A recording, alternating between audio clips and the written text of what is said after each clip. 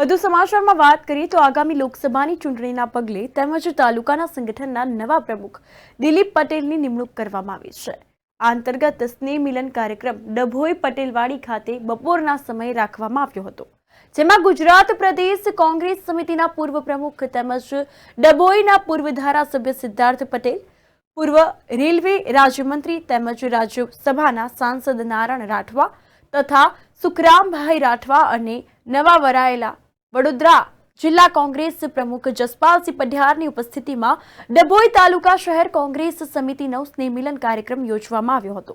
આ અંતર્ગત પૂર્વ રાજ્યમંત્રી નાનભાઈ રાઠવાએ જણાવ્યું હતું કે આગામી લોકસભાની ચૂંટણી આવતી હોય અને કોંગ્રેસ પક્ષના સૈનિકો ચૂંટણી જંગના મેદાન માટે તૈયાર થઈ સંગઠનને મજબૂત બનાવ્યું।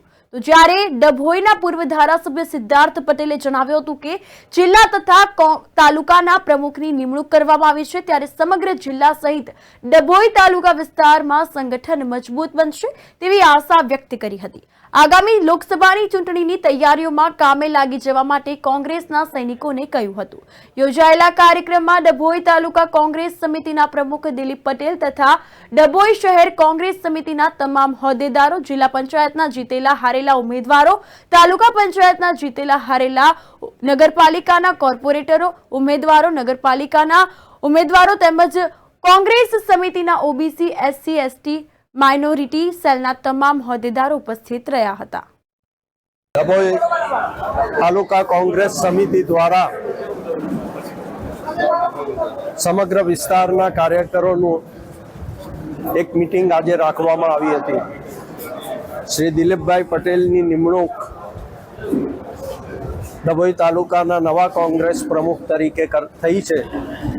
એમણે થોડા દિવસ પહેલા ચાર્જ પણ લીધો છે અને એના અનુસંધાને પક્ષના સંગઠનને વધુ મજબૂત બનાવવા માટે તમામ સાથીઓ અને કાર્યકર્તાઓ કામે લાગે એ દિશામાં માર્ગદર્શન આપવા માટેની આજની મીટિંગ હતી।